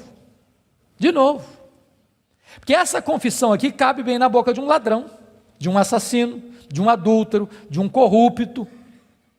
Mas não cabe na boca do camarada que o próprio Deus diz que ele é o mais piedoso da sua geração. Eu me abomino e eu me arrependo no pó e na cinza. Como é que você vai entender isso? A grande questão aqui é a seguinte, irmãos: as pessoas que mais sofrem e lamentam os seus pecados não são as pessoas que mais pecam. As pessoas que mais choram, lamentam e confessam os seus pecados são as pessoas que mais perto de Deus andam.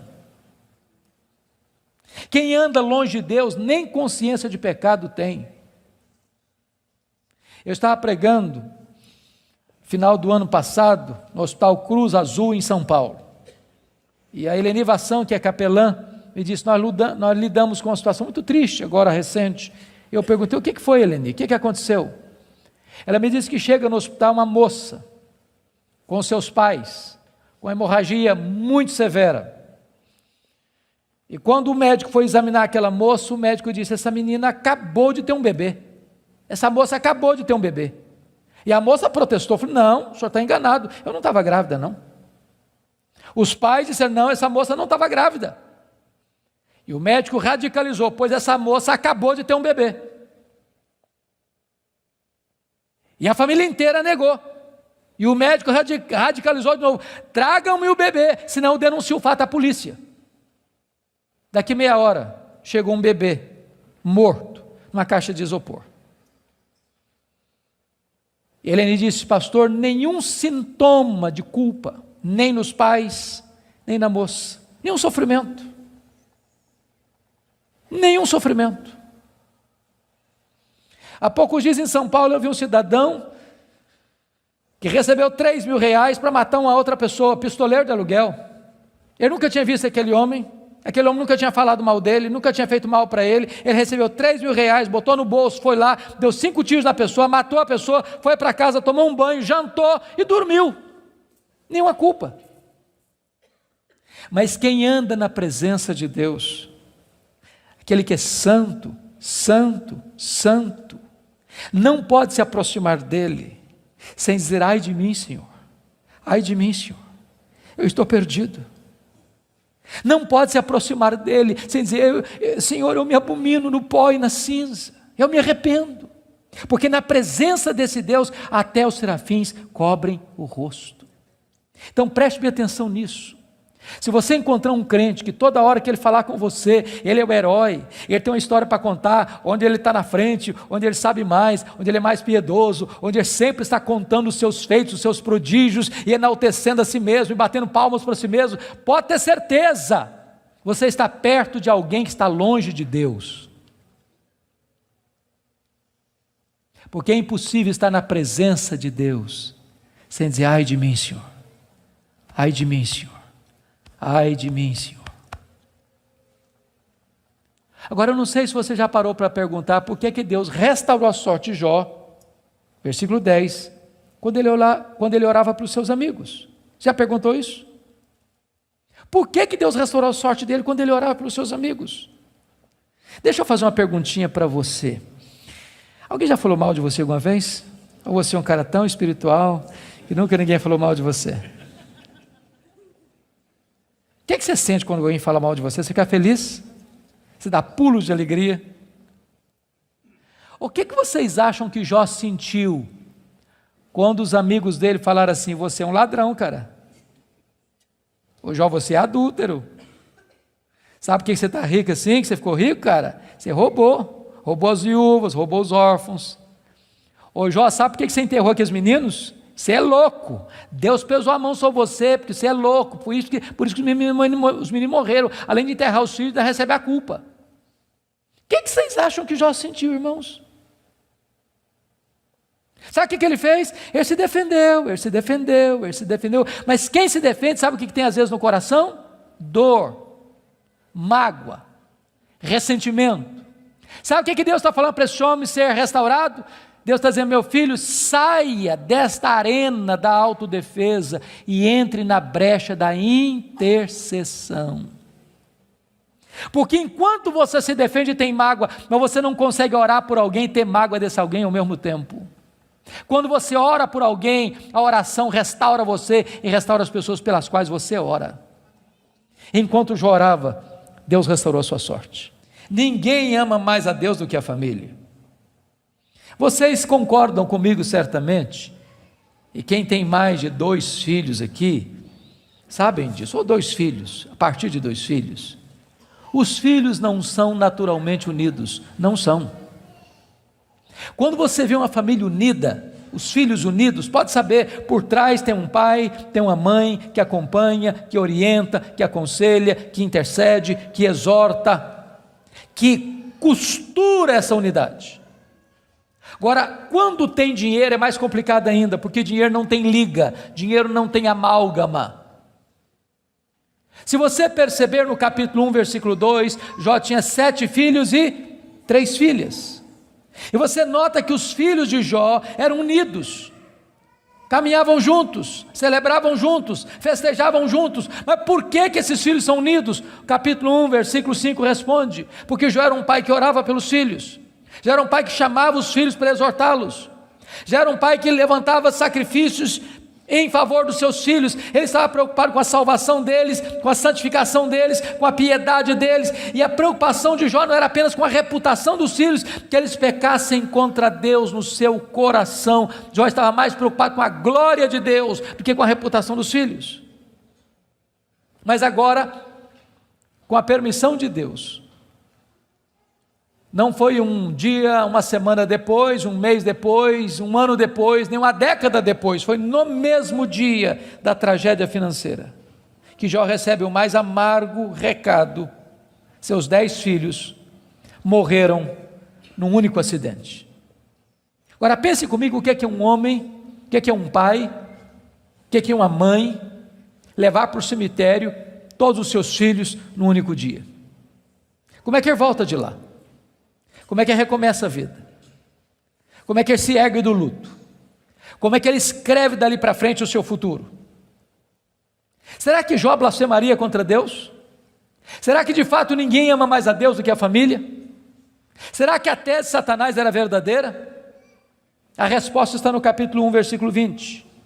Quando Jó recebe a notícia dessa tragédia, diz a Bíblia que ele rasga o seu manto, que ele raspa a cabeça, que ele se prostra, que ele adora, e ele diz: o Senhor Deus deu, o Senhor Deus tomou, bendito seja o nome do Senhor.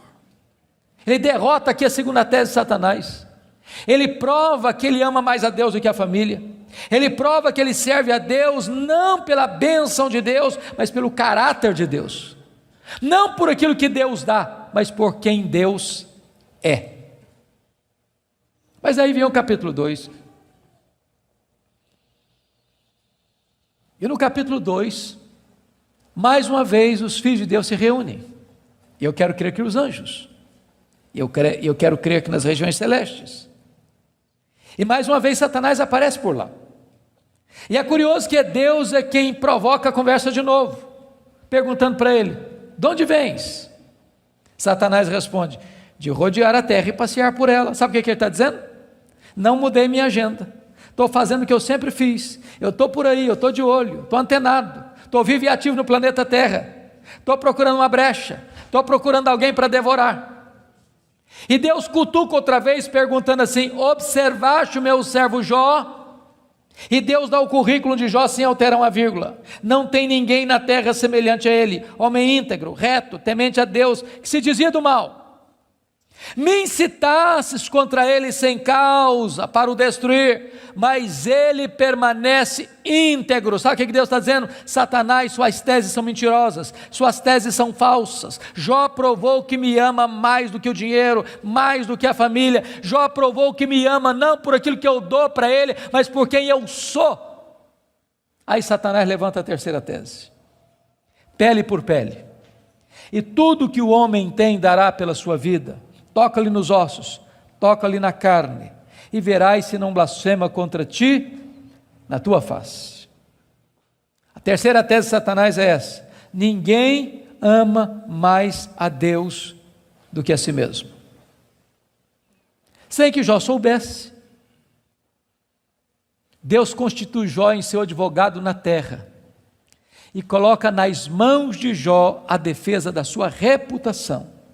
E diz para Satanás: pode tocar nos ossos dele, pode tocar na carne dele, só não podes tirar a vida dele. Satanás é um ser limitado e limitado por Deus. Ele só pode ir até onde Deus o permite ir, e nem um centímetro a mais. Mas com a permissão de Deus, Satanás sai dali para colocar uma doença maligna em Jó, ferida do alto da cabeça à planta dos pés. E eu imagino essa cena: Jó está falido, Jó está enlutado, e agora o seu corpo começa a ficar chagado, feridas vão arrebentando por todo o seu corpo fica cheio de pus, sua pele vai ficando necrosada, ele vai ficando mal cheiroso, ele é uma chaga viva, ele é um aborto vivo, e diz a Bíblia que outras bolhas vão se formando, e ele precisa pegar um caco, talvez de telha, para raspar sua pele necrosada. Bolhas vão se formando e se formando, e ele tem que morder nessas bolhas para tentar aliviar a sua dor. Ele não consegue comer, ele não consegue dormir, a dor não dá pausa, não dá trégua, e ele vai ficando magro, magérrimo, macérrimo, encarquilhado, de couro furado pelas costelas em ponta, no auge da sua dor, do seu desespero. A sua mulher olha para ele, um espectro humano, uma chaga viva, se revolta contra Deus e diz: ainda conservas a tua integridade, Jó? Amaldiçoa o teu Deus e morre. Deus não é digno de ser adorado no sofrimento, acaba com isso, tenha hombridade e coragem de dar cabo da sua vida. E Jó responde para ela no capítulo 2, verso 10: tu falas como uma louca, nós temos recebido o bem de Deus, não receberíamos também o mal? Em tudo isso, diz o texto, Jó não pecou contra Deus com os seus lábios. Ele derrota aqui a terceira tese de Satanás. Ele provou que amava mais a Deus do que a si mesmo. Ele provou que ele servia a Deus não por aquilo que Deus dá, mas por quem Deus é. Mas confira comigo capítulo 2, versículo 11. Aí vieram os amigos. Ele faz Bildade e Zofar. Combinaram ir juntamente condoer-se de Jó, para consolá-lo. Diz o verso 12 que eles levantaram de longe os olhos, não reconheceram Jó. Eles ergueram a voz e choraram, cada um rasgou o seu manto, lançou pó sobre a cabeça. Sentaram-se com Jó na terra 7 dias e 7 noites.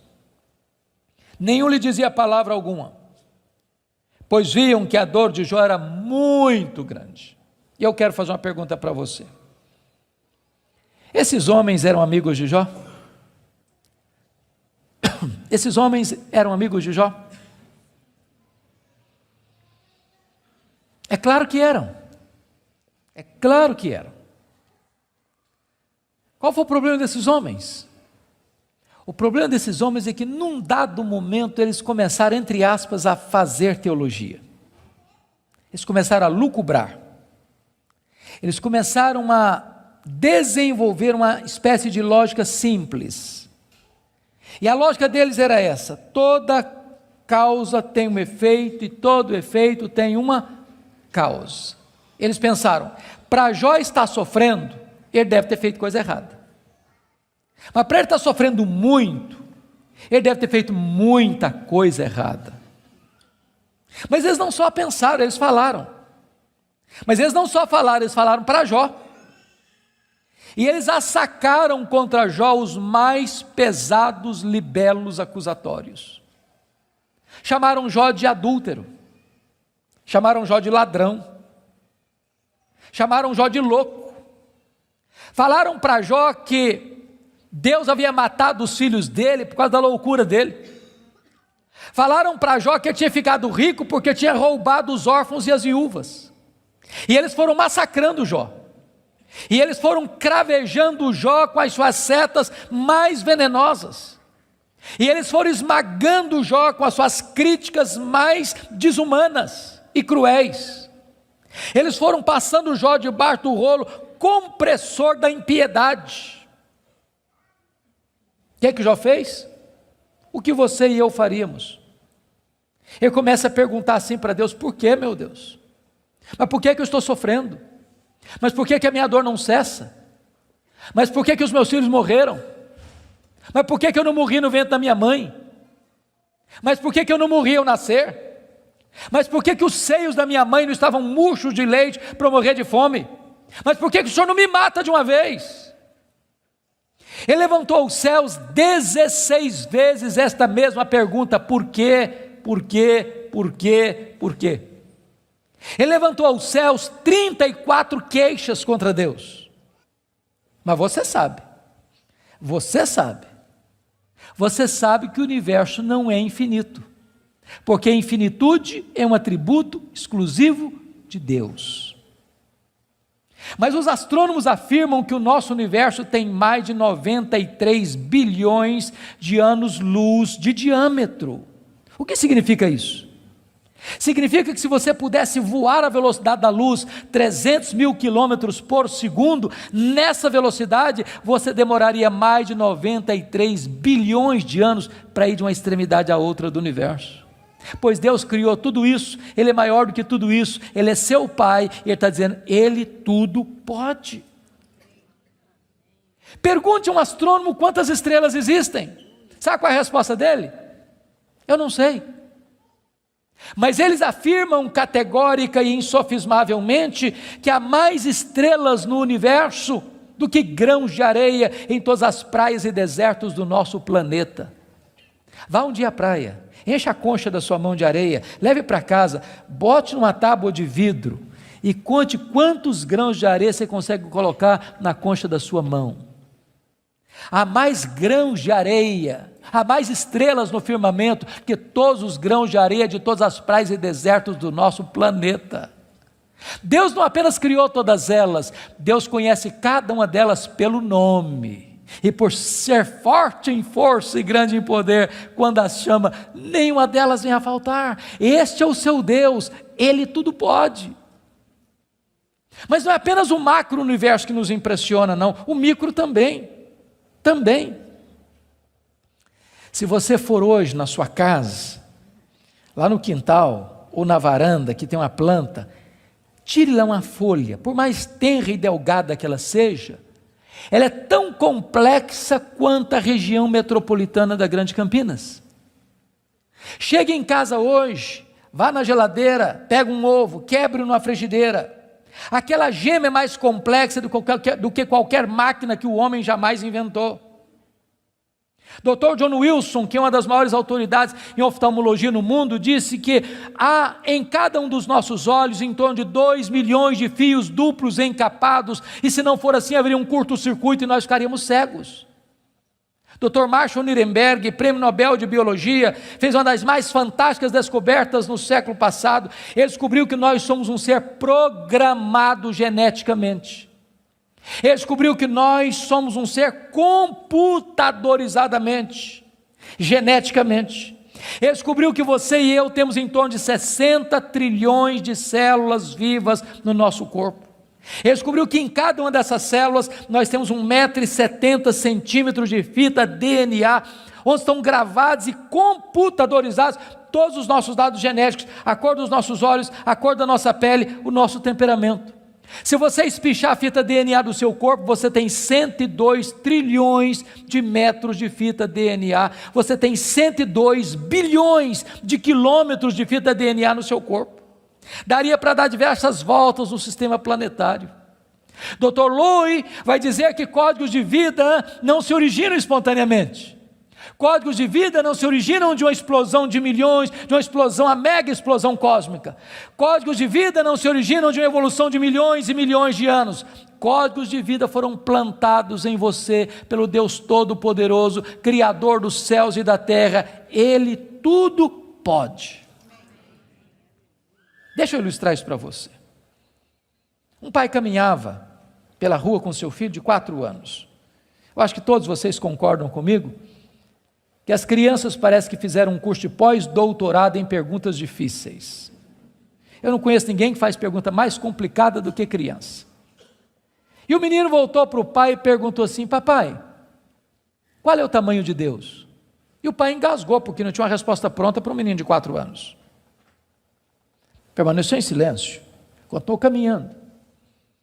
Daqui a pouquinho o pai escuta o ronco das turbinas de um avião supersônico lá nas alturas excelsas e diz: filho, olha para cima. O menino olhou: está vendo aquele avião, filho? Estou vendo, papai, estou vendo. Qual é o tamanho daquele avião, filho?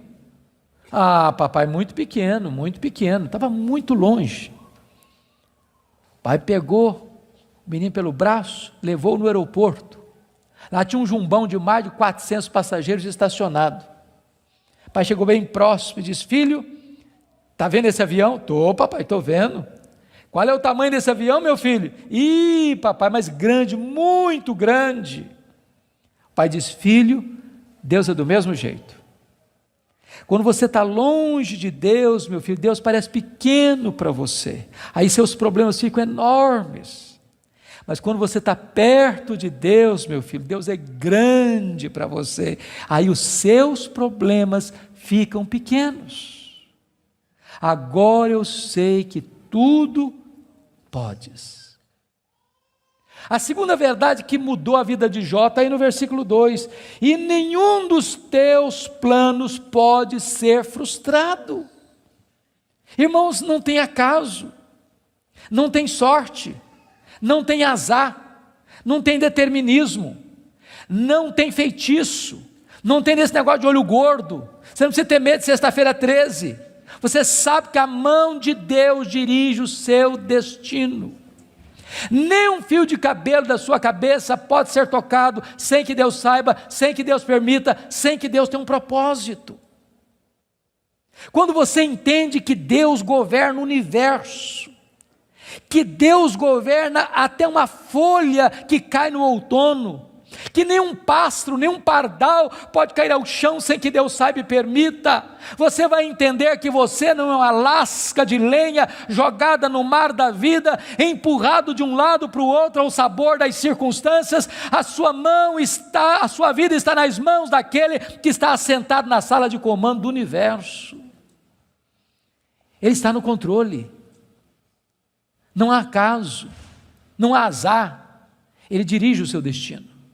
Você pode dizer como Paulo: sabemos que todas as coisas cooperam para o bem daqueles que amam a Deus, daqueles que são chamados segundo o seu propósito.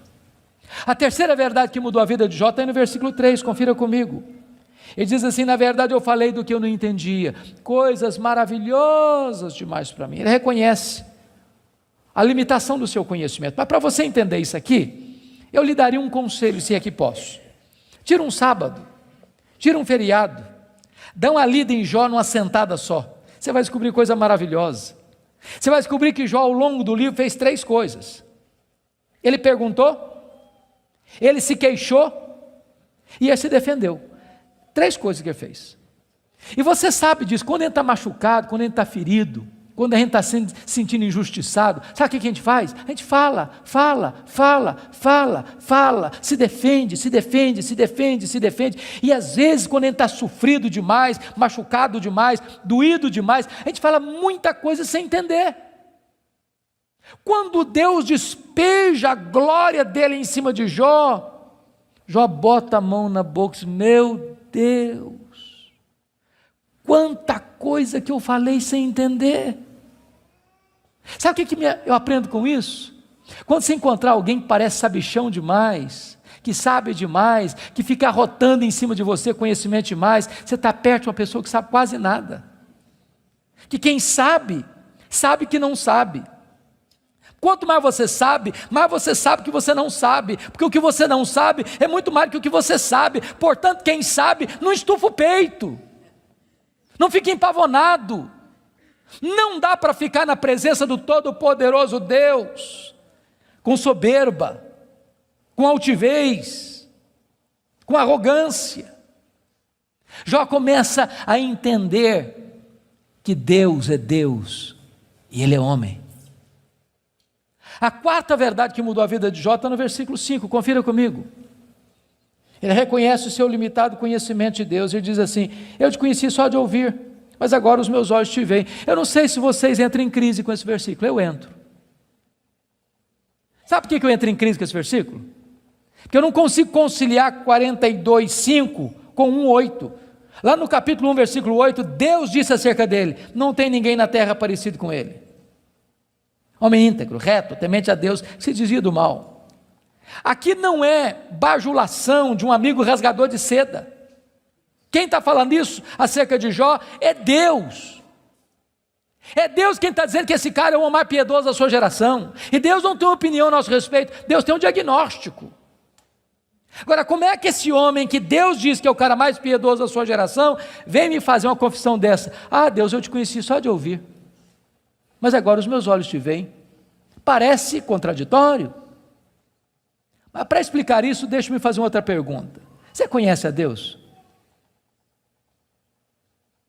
Você conhece a Deus? Quanto você conhece? Quanto? Quanto você conhece a Deus? Deixa eu ilustrar. Havia um cidadão que nunca tinha visto o mar.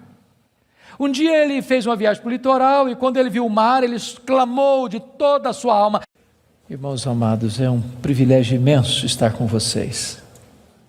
E a minha oração é que nesta noite Deus, na sua bondade, derrame graça sobre nós e nos edifique pela sua palavra. Hoje eu quero conversar com vocês sobre um livro da Bíblia, um livro poético, mas um livro complexo, que tem uma mensagem extremamente oportuna para o meu e para o seu coração. E a minha oração é que a história deste livro, que a história desse personagem, nos encoraje, nos abençoe, nos fortaleça. Por isso eu quero convidar você para abrir sua Bíblia comigo no livro de Jó, no capítulo 1. Jó capítulo 1.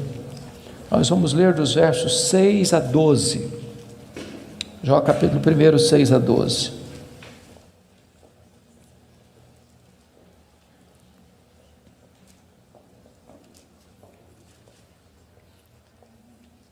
Está escrito: num dia em que os filhos de Deus vieram apresentar-se perante o Senhor, veio também Satanás entre eles. Então perguntou o Senhor a Satanás: de onde vens?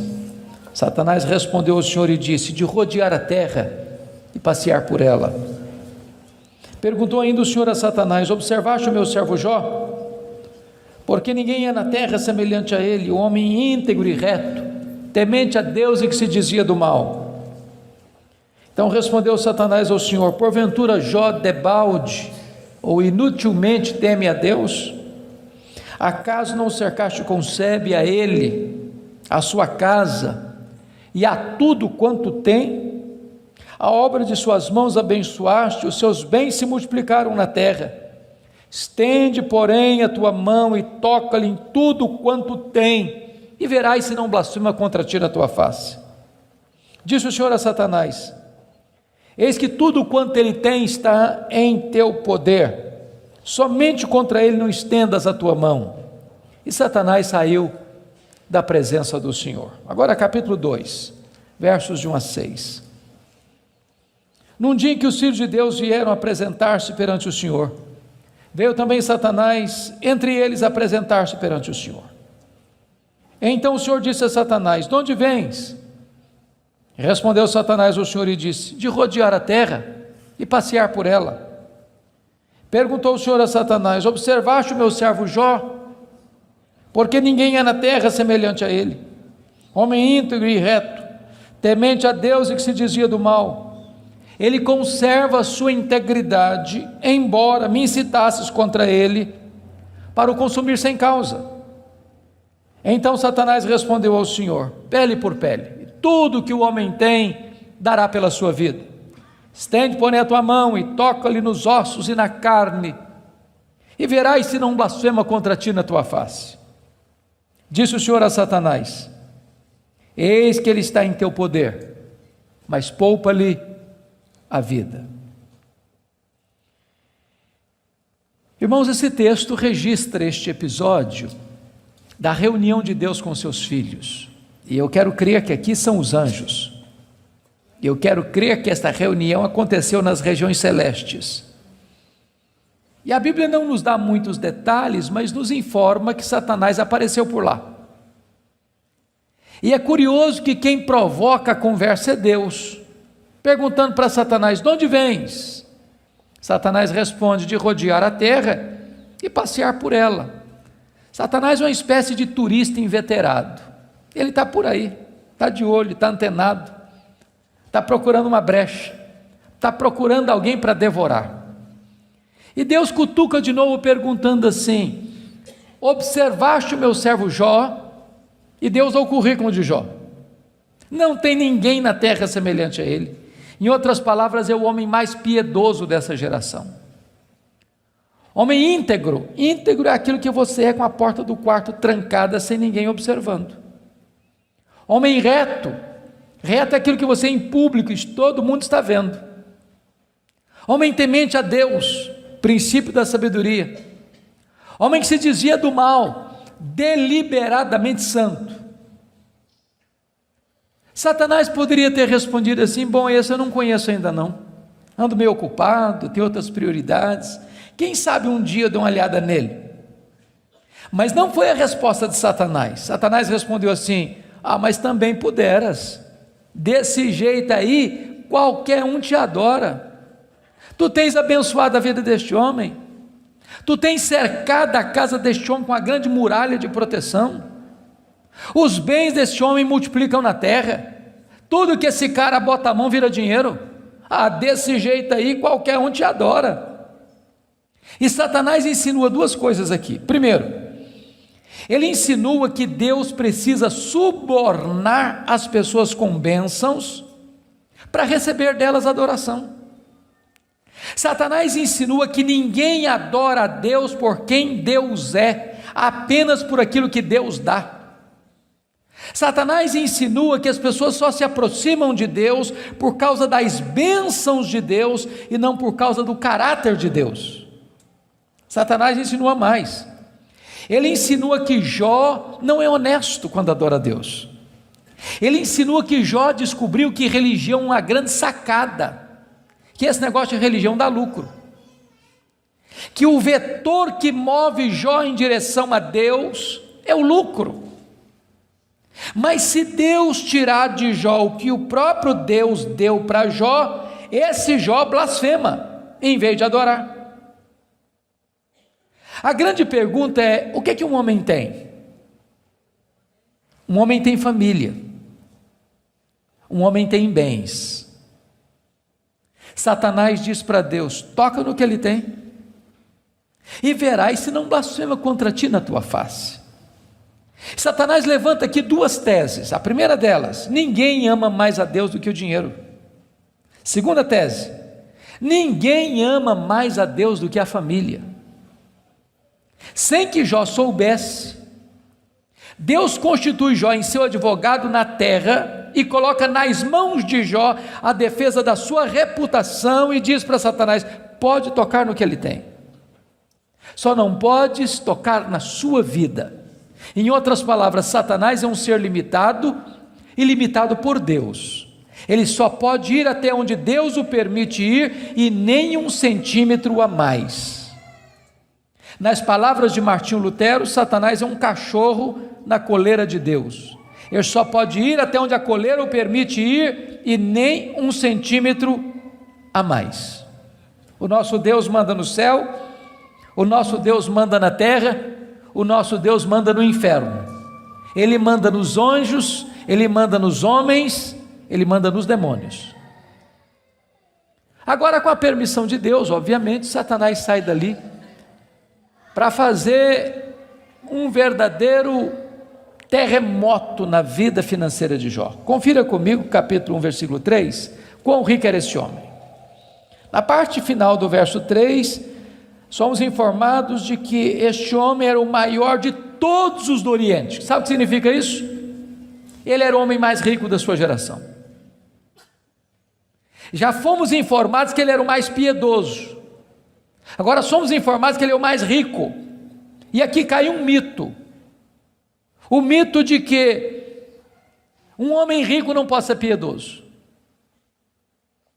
Não é verdade isso. É possível ser rico e o mais rico, e é possível esse rico ser piedoso e o mais piedoso. O problema não é ter dinheiro, o problema é o dinheiro nos ter. O problema não é ter dinheiro no bolso, o problema é entronizar dinheiro no coração. O problema não é o dinheiro, o problema é o amor do dinheiro. Agora notem vocês que no capítulo 1, versículo 15, 16 e 17, Satanás vai usar 3 elementos para levar Jó à falência: os sabeus, o fogo e os caldeus. E não foi numa semana, num mês, num ano. numa década. Foi num único dia que o homem mais rico da sua geração entra em colapso financeiro, vai à falência. Ora, você e eu conhecemos gente que por muito menos blasfema contra Deus, por muito menos levanta os punhos contra os céus, por muito menos dá um tiro na cabeça. A pergunta é: será que a tese de Satanás era verdadeira? Será que ninguém ama mais a Deus do que o dinheiro? Será que Jó blasfemaria contra Deus? A resposta está no versículo 21 do capítulo 1. Quando Jó recebe a notícia de que ele está falido, ele diz assim: nu saí do ventre da minha mãe, nu eu voltarei. Sabe o que ele está dizendo? Eu não trouxe nada para o mundo, eu não vou levar nada do mundo, portanto o que eu ganhei entre o berço e a sepultura não é a razão da minha vida. Ele derrota a primeira tese de Satanás, ele prova que ele ama mais a Deus que o dinheiro, ele prova que ele serve a Deus, não por aquilo que Deus dá, mas por quem Deus é.